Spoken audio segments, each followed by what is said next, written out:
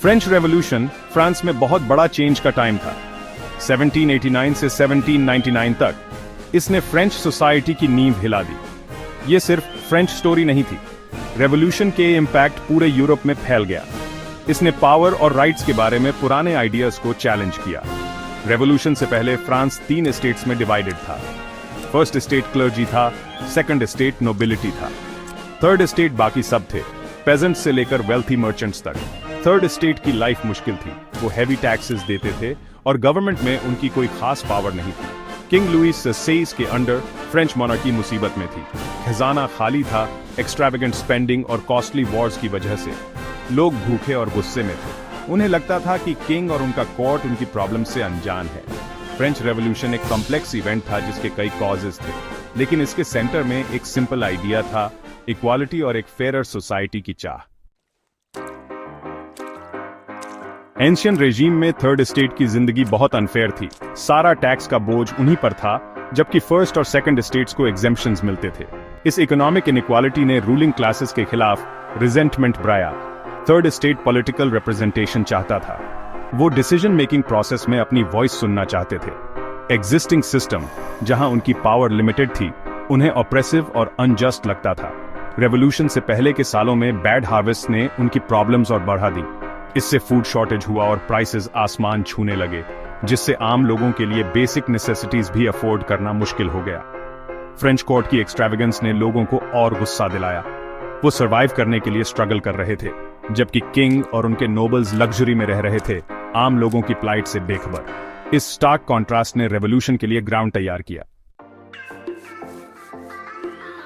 Individual liberty और popular sovereignty के new ideas पूरे यूरोप में फैल रहे थे। एनलाइटनमेंट, एक फिलोसॉफिकल मूवमेंट जो रीजन और इंडिविजुअल राइट्स पर जोर देता था, का फ्रेंच इंटेलेक्चुअल्स पर गहरा इंपैक्ट पड़ा।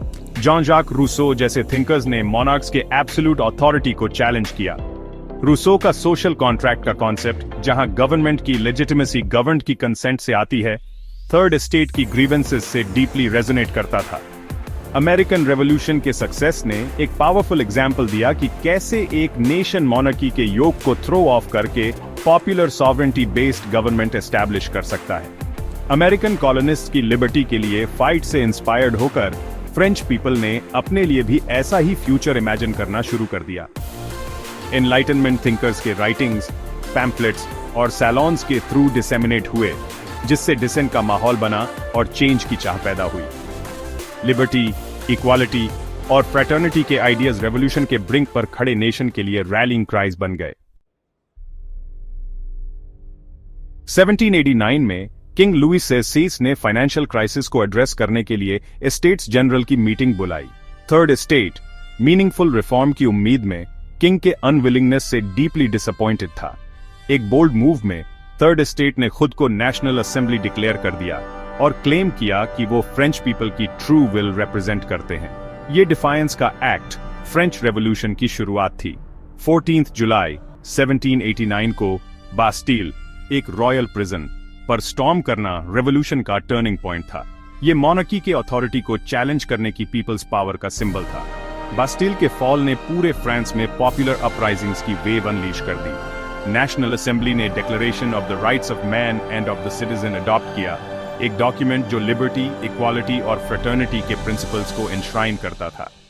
इस डिक्लेरेशन ने सभी सिटीजन्स के फंडामेंटल राइट्स प्रोक्लेम किए, एंशियन रेजीम की फाउंडेशंस को चैलेंज किया।